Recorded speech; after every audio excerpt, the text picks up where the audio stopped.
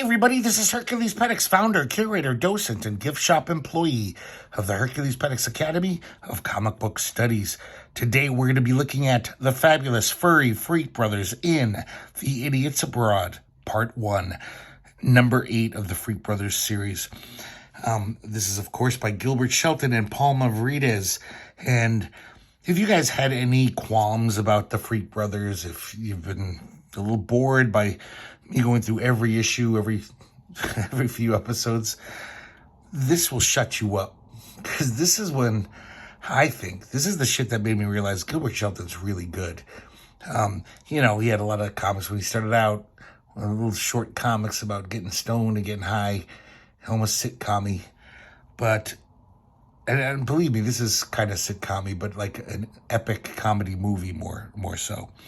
But, man, he's so good at spinning a yarn, this guy. And this comic is just fun as hell. Just an elaborate story. All these crazy incidences and plot twists and zaniness. Really fun stuff. So we got it covered by the two guys. Gilbert Shelton and Paul Mavrides do everything in this except for, I'm going to pause for dramatic effect, except for the color. This is a full color issue. It's on newsprint paper, but it's so much better coloring than your average, like, say, Marvel comic at the time.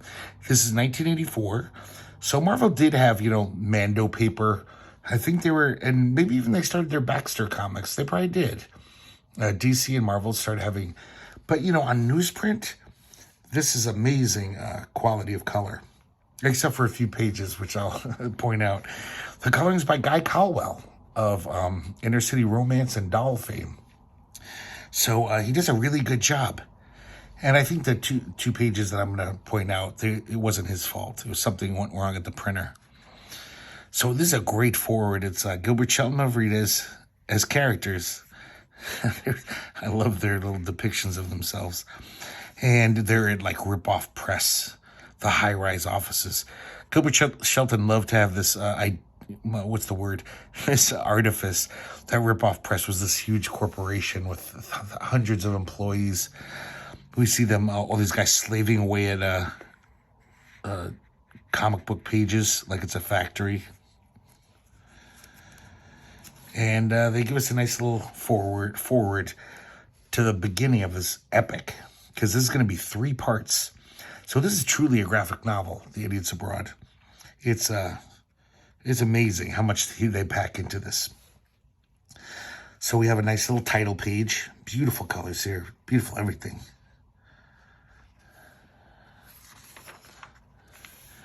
Once again, we start off. The Freak Brothers want to score some weed. And Fat Freddy comes up with an idea. He says, why don't we just go to Colombia and buy the stuff at its source? And they're all into it. So within a couple panels, everyone's ready to go to Colombia. Phineas has got this insane backpack on. So this is the one page I was going to point out. The color registers are so off in some of this. Yeah, it's probably not Caldwell's fault. It's probably, the printer. But he does all this great stuff. They're just thinking about Colombia. And, you see a plane in the background. That was probably drawn. But with the colors, no outlines. There's all these pot plants. I guess that's their imagination, They're picturing what Colombia is like. But from here on, the colors are spot on. They're not off register. So they have to take the taxi I'm sorry, not the taxi. They have to take the bus because they can't afford a taxi to the airport. This gang comes on. I love how they draw. I have a feeling that's a lot of Mavrides in there. This gang called the Wombats is going to mug them. But luckily, Phineas has like a field guide to street gangs of the Americas. So he pretends that he's in another gang that has a treaty with the Wombats. And they're too dumb not to know the difference. I love how he's so many little panels in this. Like, he's really packing this with story. They are not skimping. Art-wise and writing-wise. Just a lot of great panels. All these seedy people around them on the streets. So they finally get to the airport. And I guess at the time, there was all that deregulation of the airlines. So a lot of companies went out of business. So the airport is basically just like a bazaar now. It's just people go there to shop and eat at the restaurants. So it's really hard to find a ticket. You got to go to all these like foreign air companies and charter planes. So they basically have to, they managed to get like 3 different tickets. They can't fly together. They can't even fly at the same time because they're just getting them randomly. It's almost like scoring drugs, getting a ticket in this airport. But they all agree to meet at the embassy, the American embassy in Bogota, every day at noon. They'll show up so they can hook up.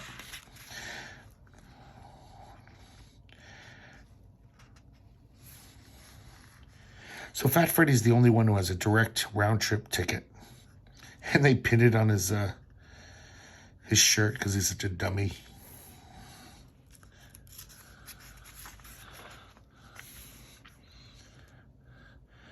This little bit of comic business where Phineas realizes that his plane doesn't even have baggage. So he unpacks his backpack and puts on all the clothes and packs everything in. So he looks like this. He looks insane.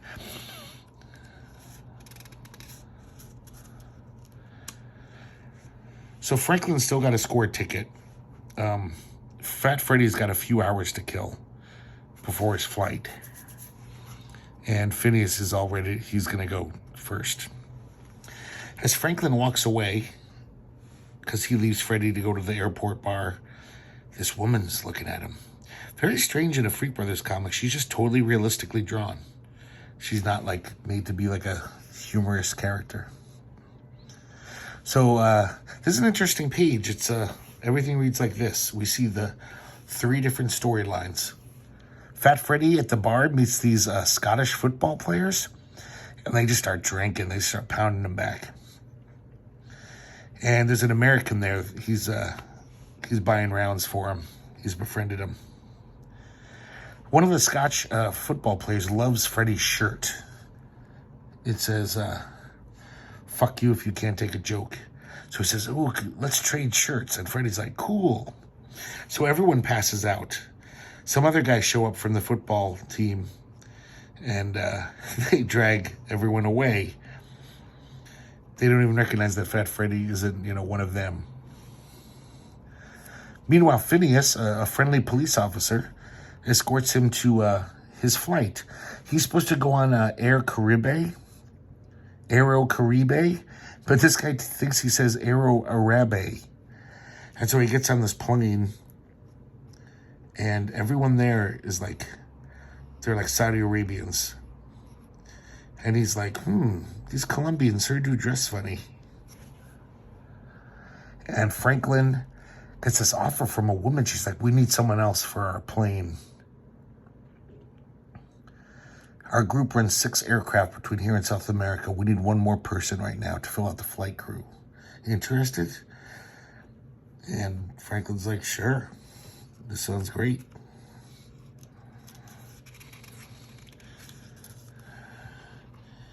It looks really, even though the coloring is kind of, primitive, you could say, it's not that slick. I really like the art in color. It makes it, this is just a really fun looking comic. So later on, back at the bar, that American guy who was buying rounds of drinks, turns out he was an old pilot who was put out to pasture.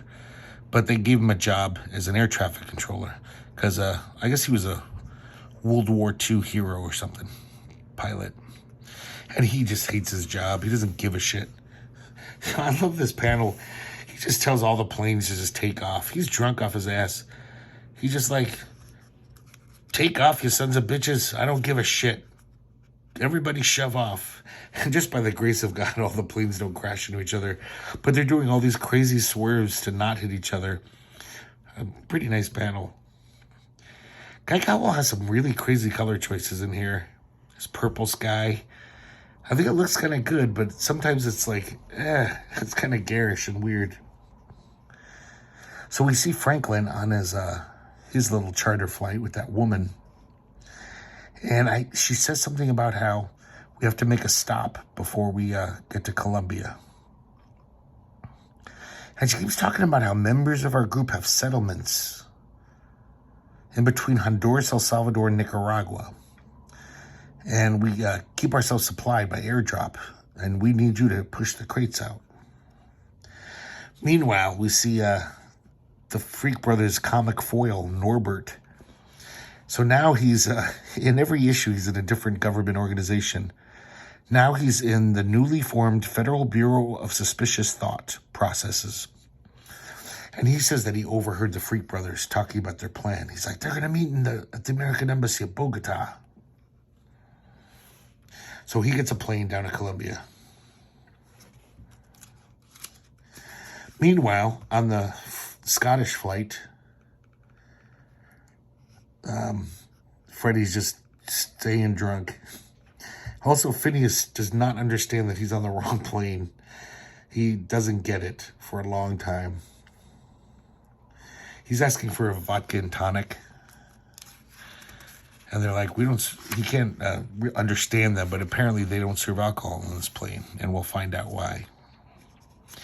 So back with Franklin, they parachute the food down, or the supplies, and then they see this crater with a beautiful foliage inside, like an old volcanic crater, and there's a secret airstrip,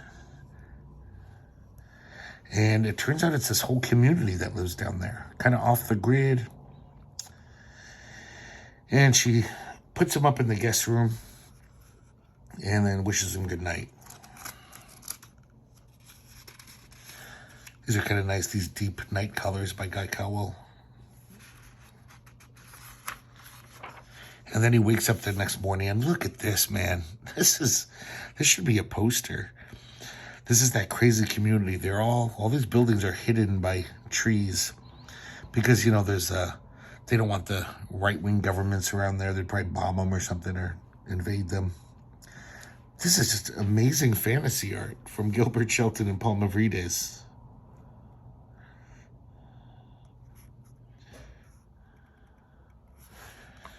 Oh, man. Just going to linger on that for a second. Beautiful color in the clouds. Everything's nice about this. That's just some incredible shit. You don't expect something like this from the Freak Brothers. It's almost breathtaking. It's really nice. So Franklin's looking for some kind of drugs, because I guess there's no drugs there. Everyone's so happy they don't need them. So he goes into this place that says no entry. It's some weird old cave. And he's hoping to find some mushrooms down there. But he finds this,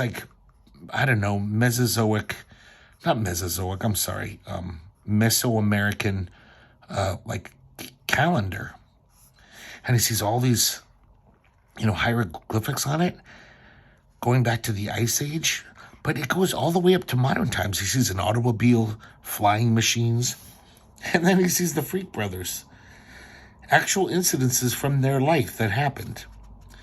He's like, hey, it's the story when Fat Freddy ate all 16 of the hash cookies that Phineas baked for the big party, which that's actually a comic. We saw it a few issues back.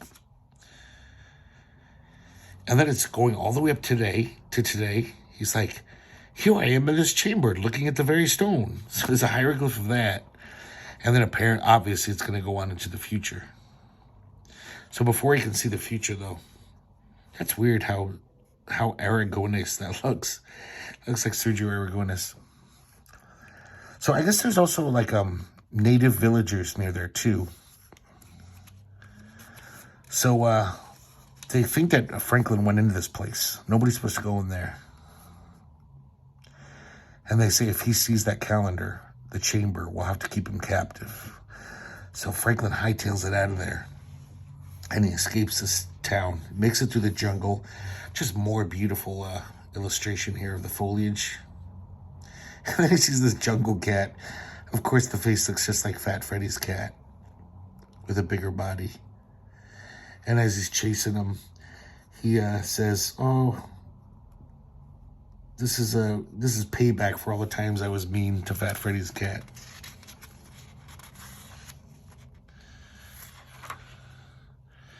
This is where, like, the Freak Brothers are full on becoming Uncle Scrooge by Barks and Tintin. I mean, just all this exotic world travel and all these crazy adventures. I mean, this is what I want the Freak Brothers to do all the time. This is by far my favorite Freak Brothers comic.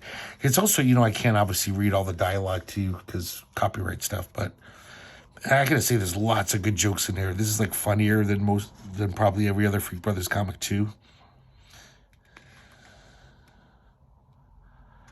So these fascist guys showed up. I don't know if they're El Salvadoran, if they're like death squad types, but they're talking about this dictator.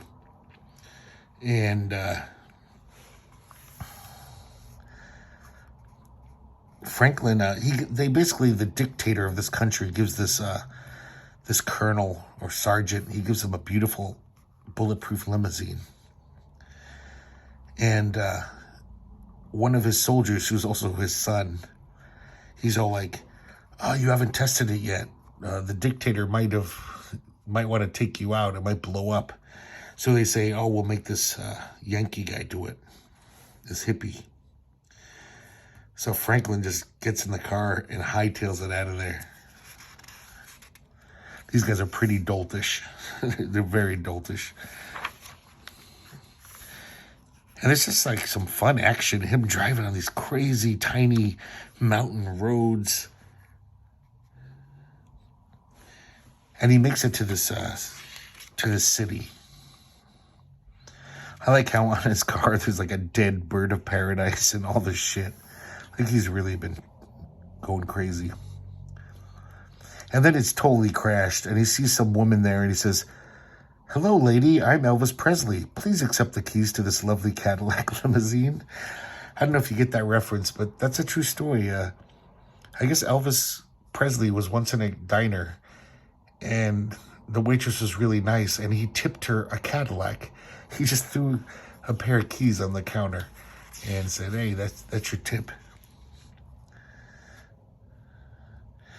So Franklin makes it to this, he's in the city and he sees a dock and there's a cruise ship.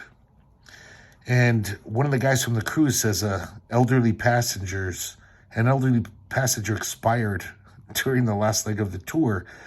So he says, "Oh, so there's a vacancy. I got money. Can I jump on?" So he does. So now he's pretty cush on this cruise ship. But these modern day Caribbean pirates show up. And they got the cruise ship in their sights. Franklin's making time with this woman, pretending he's some kind of government employee. And she's totally digging him.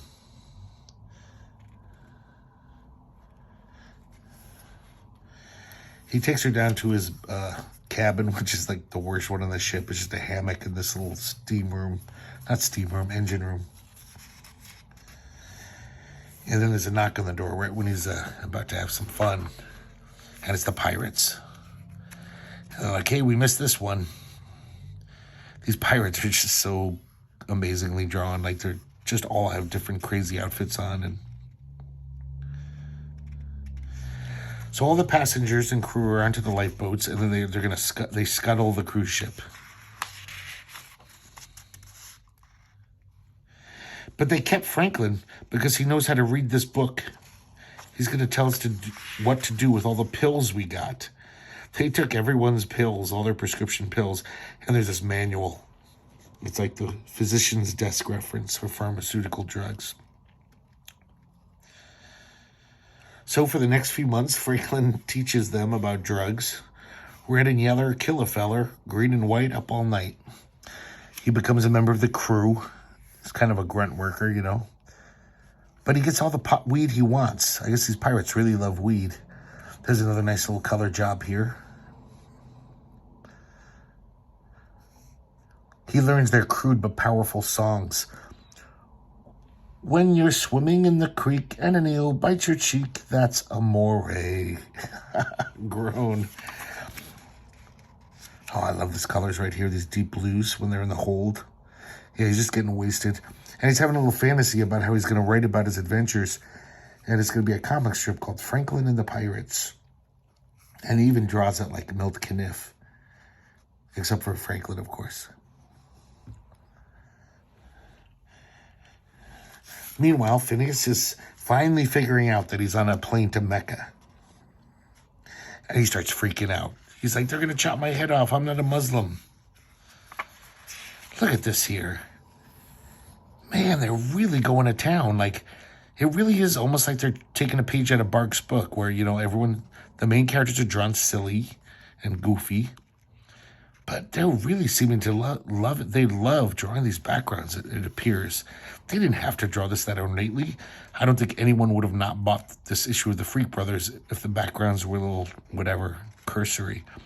But I think they really like doing this shit. They're into it. So they throw Phineas off the plane. He doesn't want to go. And they're like, you got to report to airport customs.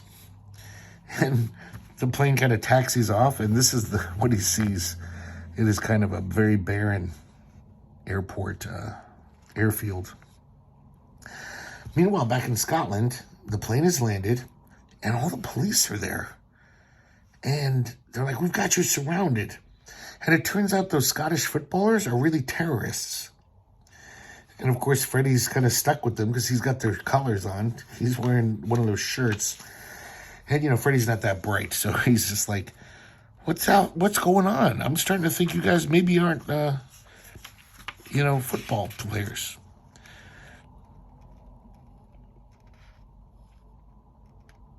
And then, yeah, I guess they're pretending that they have this, oh no, I don't think they're pretending. They have a hand-carried nuclear device, these terrorists. And they're getting it ready, and it's in a soccer ball. That's how they hid it. And sorry, I almost went through every name. Freddy starts saying, hey, you guys are actually soccer fans, aren't you? All this time, I thought you were talking about football. You foreign people don't know doodly squat about real football.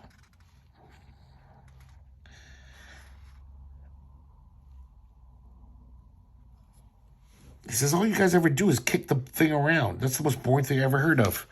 Why don't you just pick up the ball and run with it? And Freddy grabs the bomb and he rushes through the police. I don't know how they don't shoot him. This panel's nuts. The perspective on it. I don't think it works, actually. I think that leg's way too tiny. It looks like his leg is 25 feet long. But it's still, you know, who cares? It's really a fun page. And he's just like, he's been drinking for 24 hours. So he's just like bonkers. I like he's even doing commentary from Howard Cosell and Don Meredith and Frank Gifford. They were the big football commentators at the time.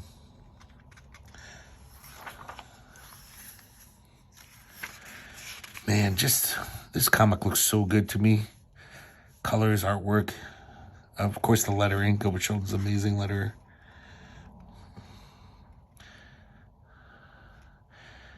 So Freddy gets away, and he's so wired that I think the terrorists kind of ran after him, but he lost all of them. He's just running so fast.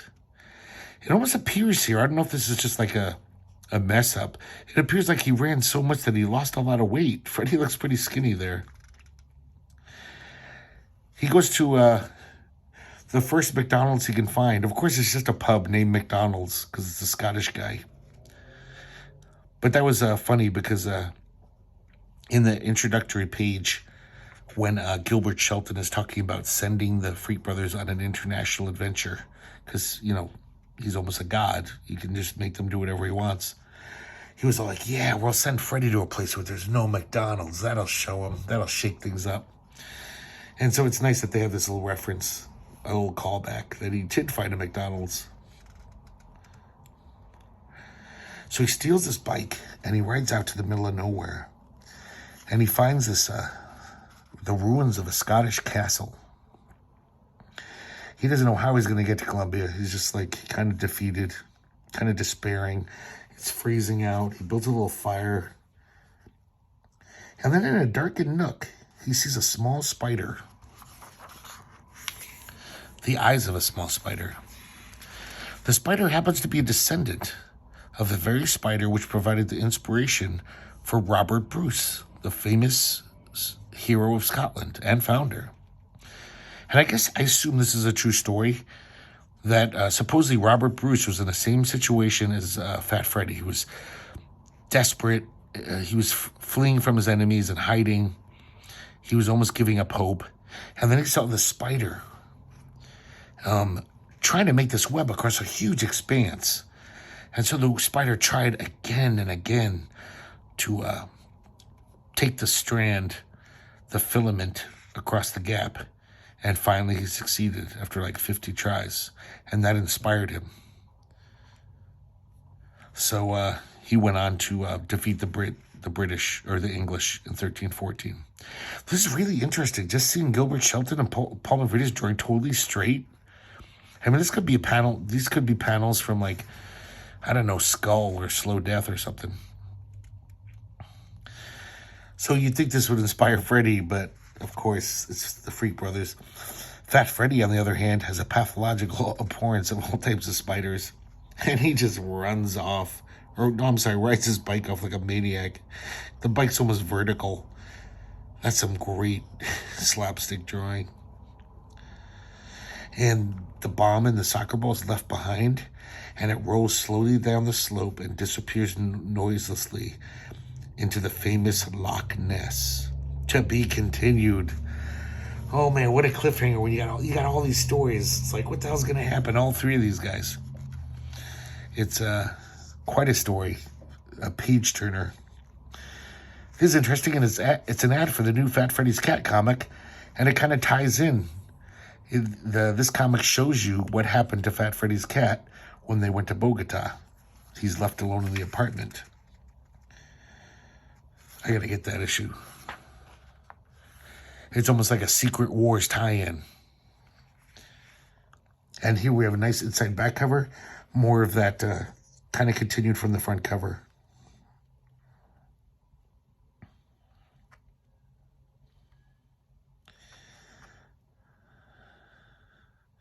They're reading letters from the readers.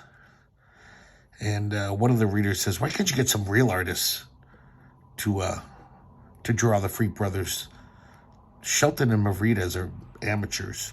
So they have this computer that does everything. It even writes the stories for them. And they look for an artist.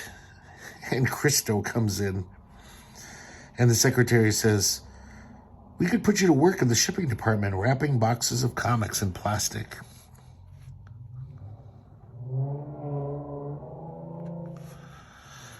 Oh, these are pretty good. I wish these were in every issue. And then I think this is the cover to the next issue, if I remember correctly. Really great image. I love the distortion here. So next issue, Idiots Aboard number 2. There you have it, guys. Basically, the Freak Brothers number 8. I hope you enjoyed it 1/10 as much as I did. You got to read this. I can't read everything to you. Almost every caption, every balloon is pretty funny. This is just a great comedy and a great adventure. It's very fun. Beautiful art, beautiful colors, as I've said 15 times. Sorry to beat a dead horse, but man, this is some good stuff. So I can't wait to do the next one. Probably be in 4 or 5 episodes or so. And I hope you enjoy this one. And I hope to see you next time here at the Herculespetix Academy of Comic Book Studies.